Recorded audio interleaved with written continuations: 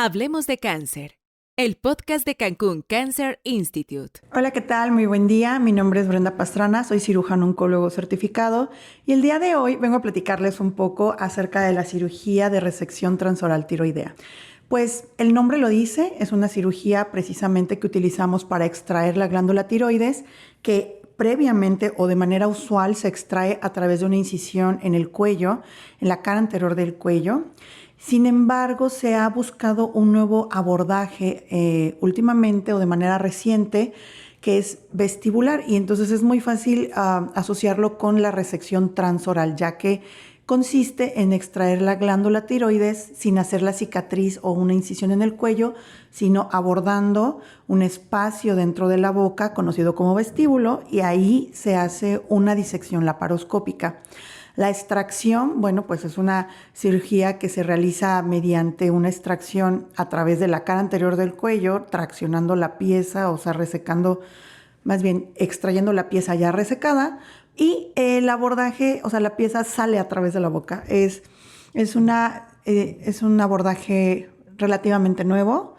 Sin embargo, no es candidato, o sea, no todos los pacientes que lo quieran se les puede ofrecer, ¿no? O sea, la importancia de poder saber a qué pacientes sí y a qué pacientes no se los podemos ofrecer es fundamental. Bueno, para que les explique un poquito más, vamos a hablar acerca del nombre. Es TOEDVA y esto viene del nombre de Transoral Endoscopic Thyroidectomy with a Vestibular Approach.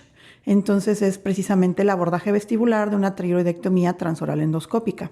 Como les repito, no todos de los pacientes son candidatos.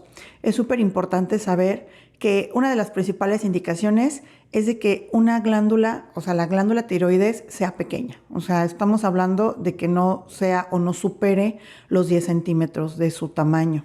Ajá.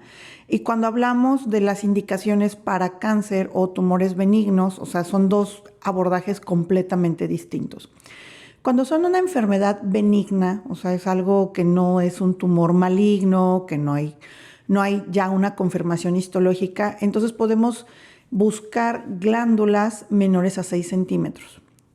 Sin embargo, cuando estamos en un tumor maligno, o sea, ante una enfermedad por cáncer, se busca que el nódulo sea menor a 2 centímetros. ¿Por qué?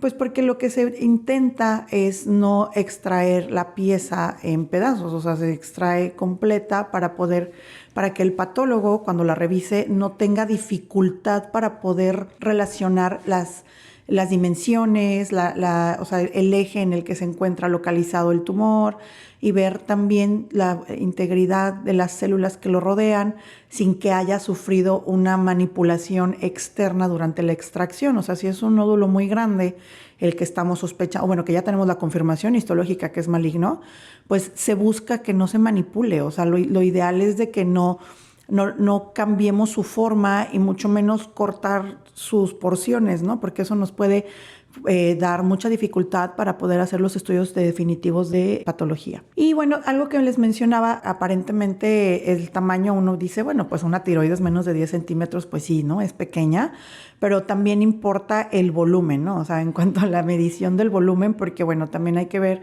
que hay tiroides pues no muy altas, pero sí un poco más anchas. Entonces, cuando ya se hace un aproximado de volumen en mililitros o en centímetros cúbicos, podemos encontrar que la glándula debe de medir menos de 45 centímetros cúbicos, medidos por ultrasonografía previa a la cirugía. Súper importante también ver que el paciente tenga una anatomía apta para poder realizar estas incisiones e insertar los trocares laparoscópicos.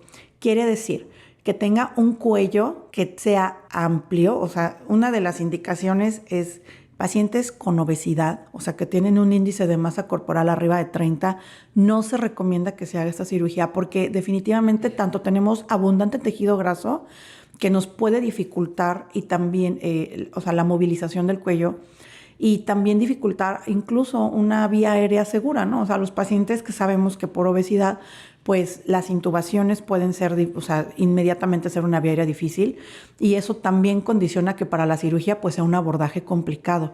Entonces, pacientes que son obesos, pacientes que tienen un cuello corto o que ya tienen afectación a los ganglios, o sea, que hay enfermedad ganglionar ya determinada en el caso de malignidad, ¿verdad?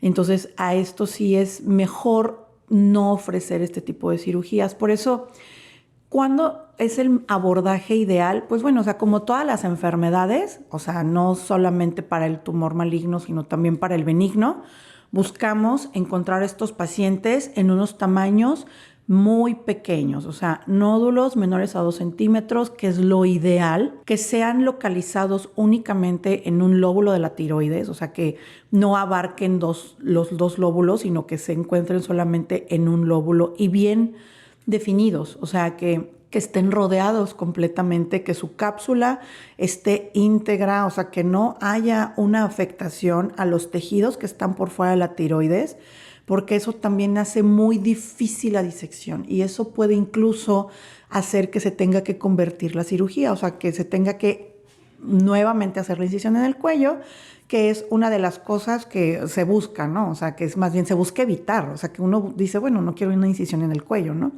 Este tipo de cirugías ha agarrado se ha vuelto un poco, pues, famosa, pues, el hecho de no generar una cicatriz en el cuello o sea, resultados estéticos deseados, ¿no? O sea, es como decir una cirugía sin cicatriz, pues no, es una cirugía con una cicatriz poco visible o de baja visibilidad, ¿no? O sea, sí existe una cicatriz, pero está por dentro de la mucosa oral, entonces realmente no la identificas a simple vista y no la identificas en el cuello. Sí es importante mencionar también otras de las cosas que hacen que pueda ser difícil ofrecer esta cirugía.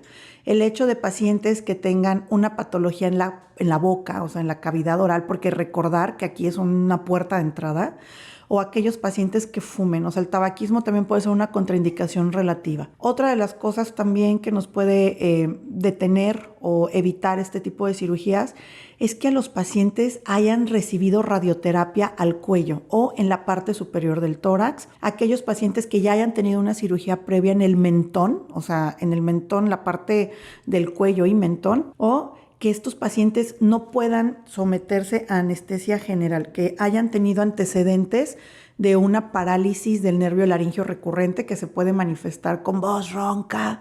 Y esto es súper importante porque entonces ya es una contraindicación para poder hacer este tipo de cirugías por el abordaje transoral, ¿no? También que si los pacientes que vamos a operar tienen una extensión más allá del cuello, o sea, que la tiroides no solamente se encuentre localizada en el cuello, sino que también abarque la cara posterior del esternón, o sea, vamos a llamarlo así, la parte superior del tórax por detrás.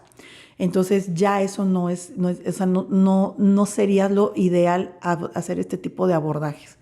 Entonces eso es una de las cosas que nos hace volver a buscar al paciente ideal, ¿no? O sea, ¿qué debemos de buscar? Bueno, pues un paciente que efectivamente pueda cumplir con con los requisitos que mencioné, o sea, más bien que no tenga ninguna contraindicación y sobre todo que esté consciente de que este tipo de abordajes puede ser convertido, o sea, puede existir una conversión que consiste en realizar el abordaje de la cirugía a través del cuello en cualquier momento en el que haya una necesidad de hacer un control vascular que no se pueda lograr mediante el abordaje laparoscópico. Es súper importante entender que este tipo de cirugías también requieren durante el proceso anestésico algo muy específico que es un neuromonitoreo. El neuromonitoreo consiste en la medición de los potenciales de acción durante la cirugía para poder identificar,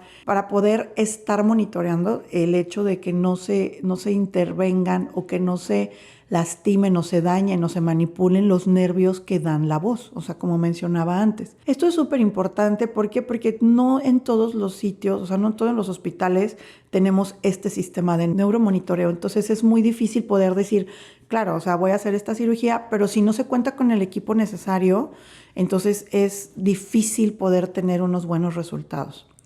La realidad es de que al final del día, esta cirugía tiene muy buenas, vamos a decirlo así, muy buenos resultados tanto estéticos como funcionales, pero como en todos lados, o sea, las cirugías, todas ellas pueden incluir complicaciones que se pueden presentar tanto en cirugías abiertas como en cirugías de tipo laparoscópico. En cuanto al tratamiento para los pacientes con cáncer, pues bueno, o sea, hemos sabido que tiene una muy buena una muy buen resultado, o sea, no ha habido un estudio todavía que nos diga que no se puede hacer, ajá, o sea, que nos diga que ya no se debe de hacer en pacientes con cáncer.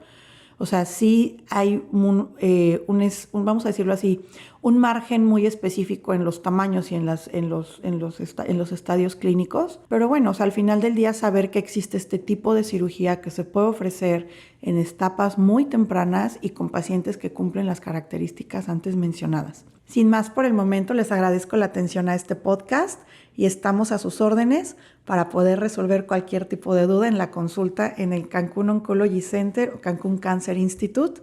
Mi nombre es doctora Brenda Pastrana y ha sido un gusto poder transmitirles esta información. Gracias. Hablemos de cáncer, el podcast de Cancún Cancer Institute.